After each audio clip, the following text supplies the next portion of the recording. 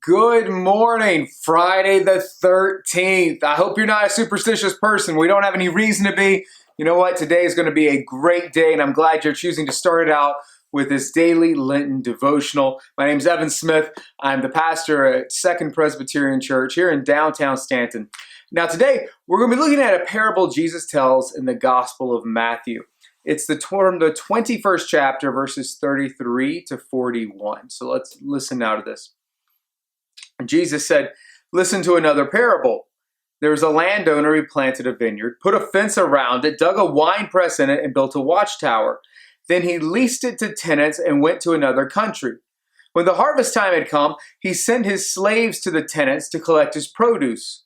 But the tenants seized his slaves and beat one, killed another, and stoned another. Again, he sent other slaves, more than the first, and they treated them in the same way. Finally, he sent his son to them, saying, 'They will respect my son.' But when the tenants saw the son, they said to themselves, 'This is the heir. Come, let us kill him and get his inheritance.' So they seized him, threw him out of the vineyard, and killed him. Now when the owner of the vineyard comes, what will he do to those tenants?'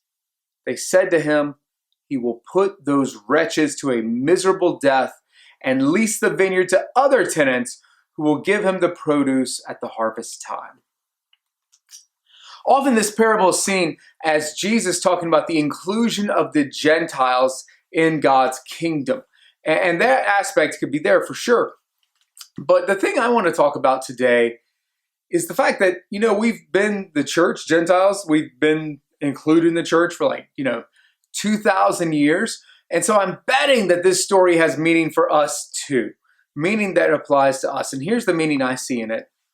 We are the tenants in God's vineyard. And often, what do we do with our lives? We produce fruit that we want to keep and use for ourselves. And when God comes and is trying to talk to us, through the prophets, that's what these first slaves, these first servants are. It's like the prophets speaking to us.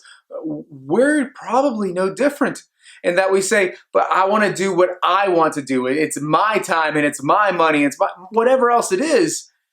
And we want to be just like them. We want to selfishly keep everything for ourselves instead of realizing that our lives belong to God.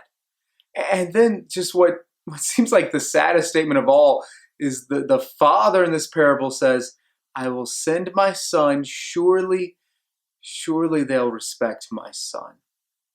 And in the parable, the tenants, they killed the son, realizing he's the heir.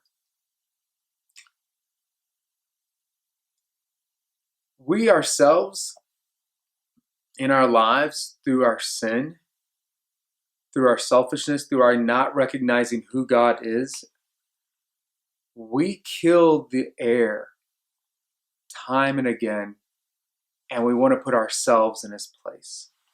Time and again, we don't make Jesus the first priority of our life. And we make something else, either some idol, some desire, or just ourselves. We place that as the first priority of our life.